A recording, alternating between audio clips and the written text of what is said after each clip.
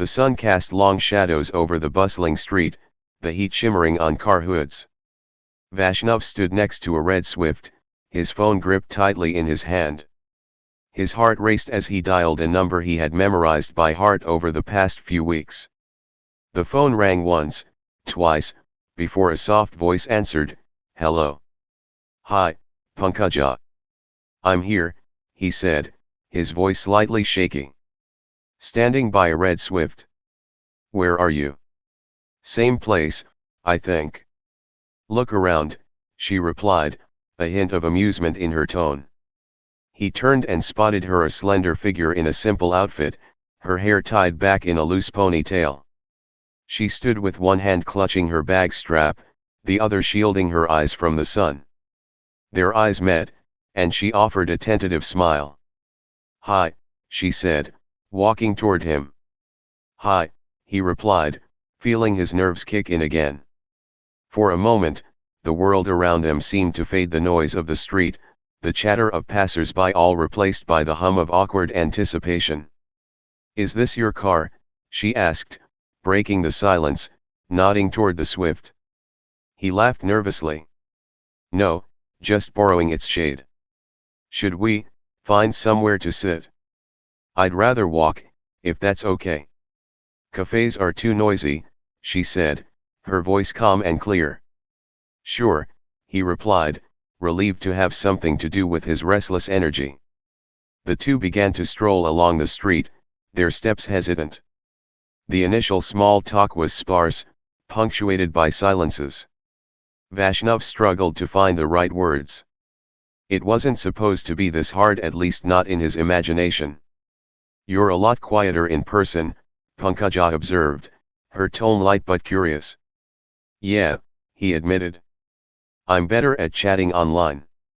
No one sees me fumbling there." She laughed, her laughter like a bridge over the gap between them. "Good to know you're not some overly confident flirt. Those guys are exhausting."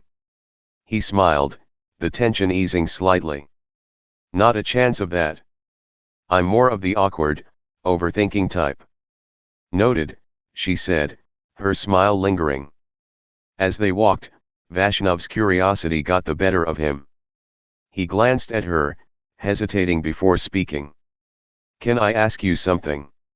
"Sure," she replied, her tone open but cautious. "In the photo you uploaded, you looked lighter. I mean, your skin tone seemed."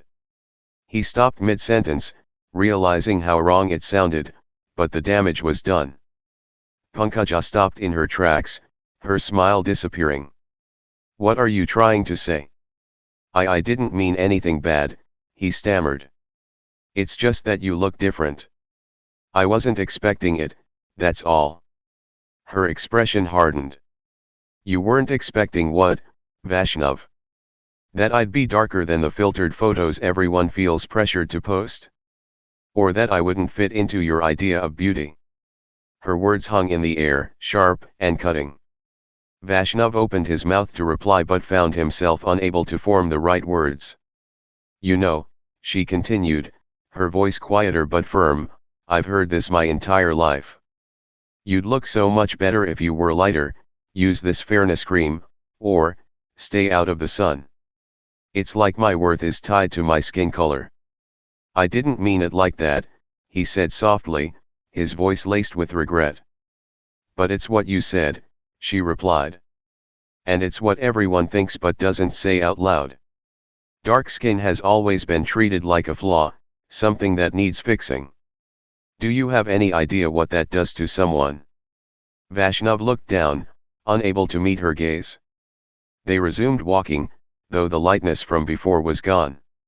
The sounds of the street seemed louder now, more intrusive. Pankaja spoke again, her voice steadier. "When I was a kid, I was the dark one in the family. Relatives would compare me to my cousins, who were lighter. I overheard them once. Pankaja has nice features, but such dark skin. What a shame."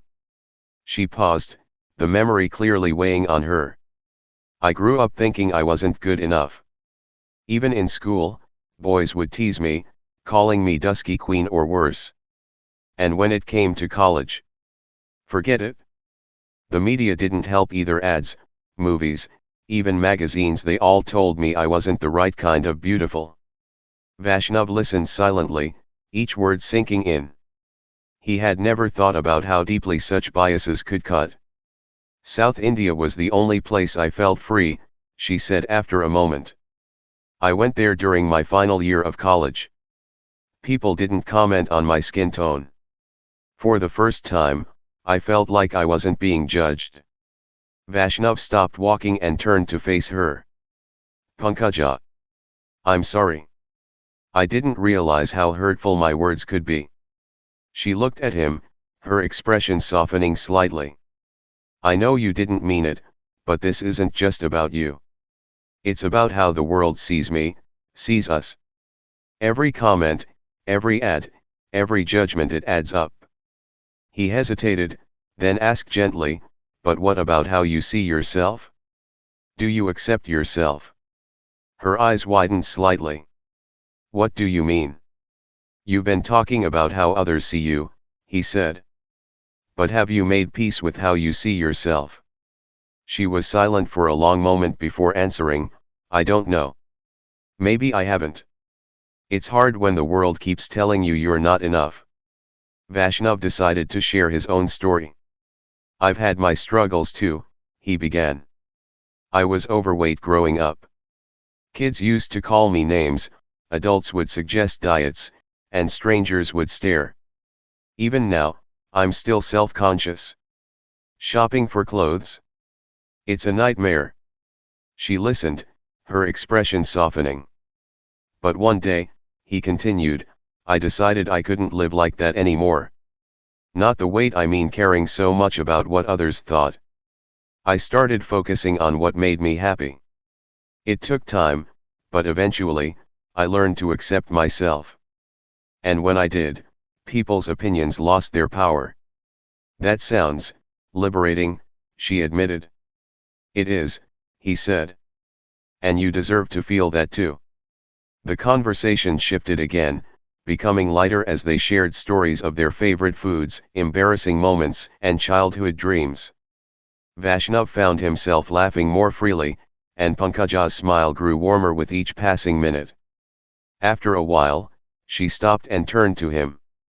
You know, I think this was a good idea. Meeting you, I mean. Does that mean I get a second chance after my terrible first impression? He asked, his grin returning. She laughed. Maybe. But first, you have to promise me something. Anything, he said eagerly. Stop judging people by their photos, she said playfully. And update your own. That one you have now? Not doing you any favors. Vaishnav laughed, relief washing over him. Deal. As they continued walking, the awkwardness of their first meeting faded into something warmer, more genuine. The street lights began to flicker on, casting a soft glow over the bustling city, and Vaishnav realized something. This wasn't just about first impressions or overcoming societal biases. It was about two people, each learning to see themselves and each other for who they truly were.